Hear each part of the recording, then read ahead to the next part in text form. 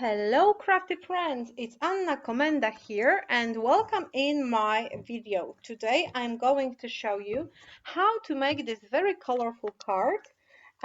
It's quite easy to make and you can make many variations of this particular design. So I hope you will like the idea I'm going to share with you today. I will be working with Smooth Cardstock pads from Scrapbook.com. I have A2 size of sherbet, warms and cools, but you can use bigger and just cut them to the smaller sizes too. So I picked a rainbow order of colors.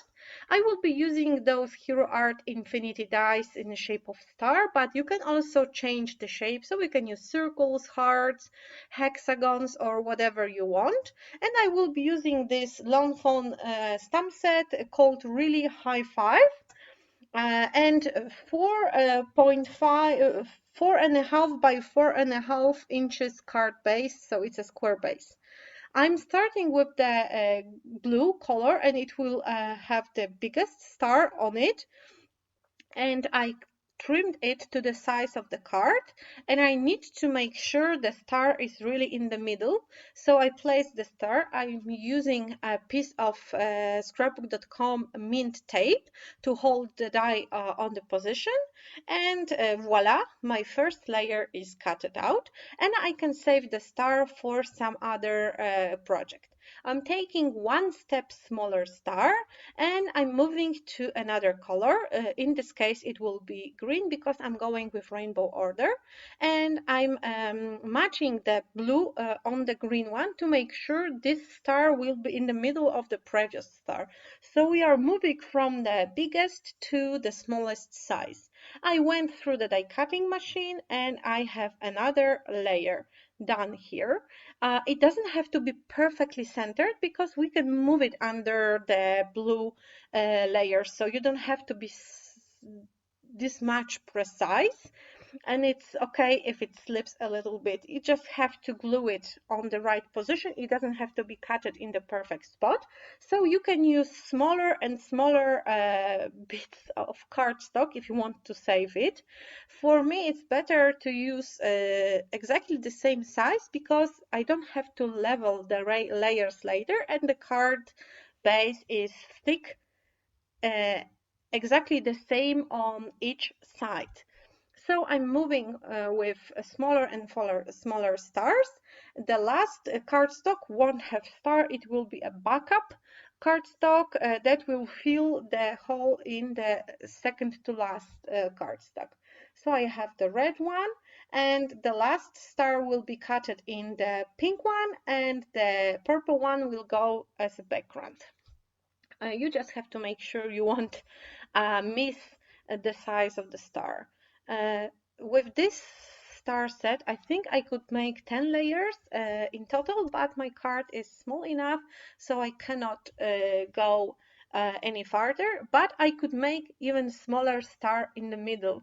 I just thought it's enough to use that many colors, but you can easily go with one or two more layers of colors. So everything is ready, and now it's time to glue everything together. And I'm starting with the top layer. It's a blue one and I couldn't find the proper glue, so I'm adhering the glue on the back side, adding the glue on the back side and adhering everything. So I just need to be sure the star is perfectly centered here.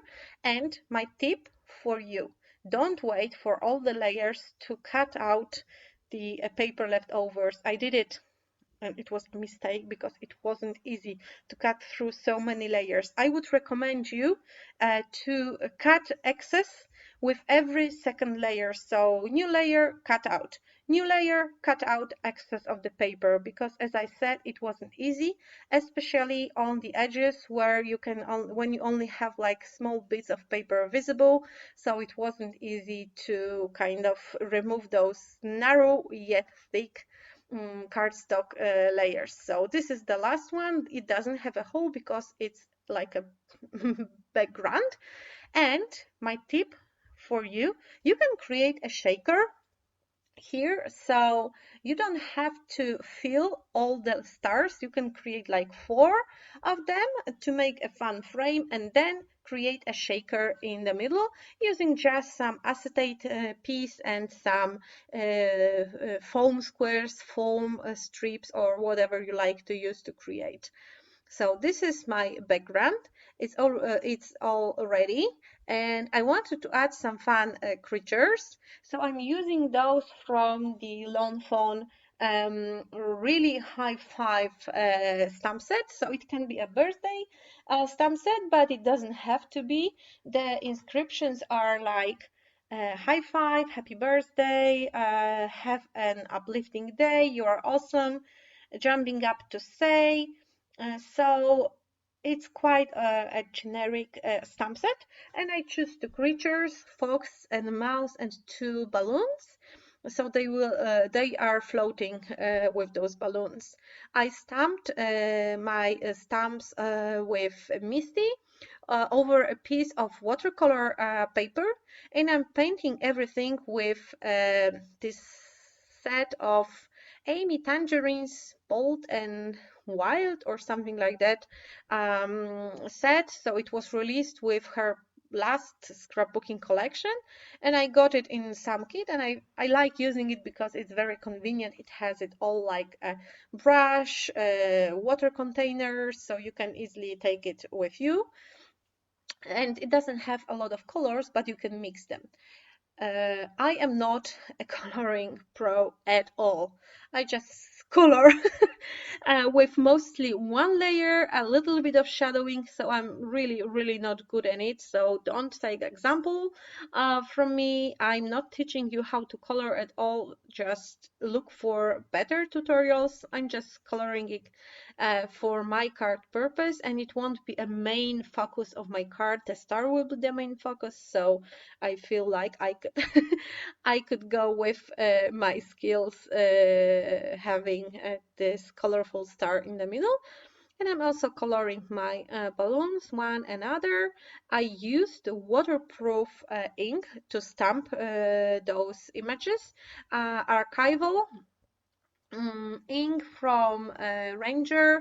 The color is called Jet Black, and it's my favorite black ink ever.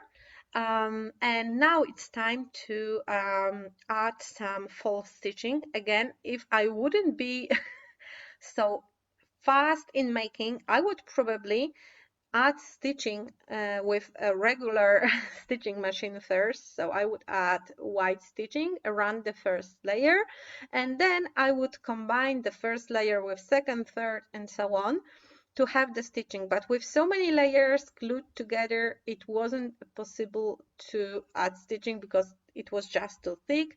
So I'm faking them with white pen. So I have the false stitching, and now it's time to adhere my creatures.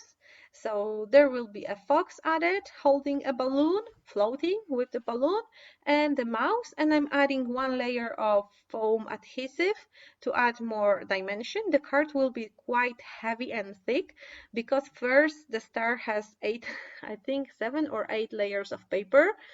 So the base itself is heavy, and then I will have those creatures added with foam and some title and some gems, so it's quite a bulky and heavy card. So I'm adhering the first creature. I didn't have dies to cut out those images, so I just hand cut them. They have a very simple shape, so it didn't take me long at all.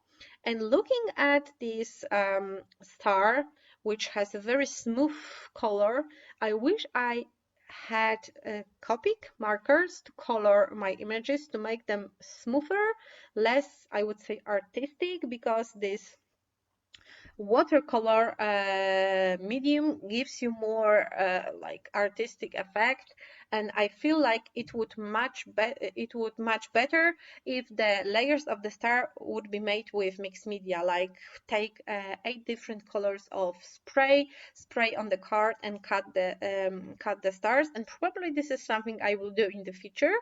And then you can add watercolor painted creatures.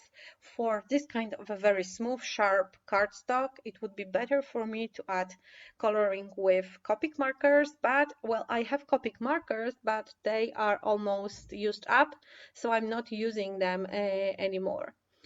So my creatures are ready, and now I'm adding title. It will be fun day, so I'm thinking about making this card a birthday card. I'm cutting the word fun using die from Scrapbook.com. This is from travel set, and I'm connecting 3 layers of the same die cut to make it sturdier. So I have fun connected together, and I can glue it down. It will have some dimension, and it's kind of thin layers here and there, thin connections between the letters, so it will be better to have like a thicker version of it.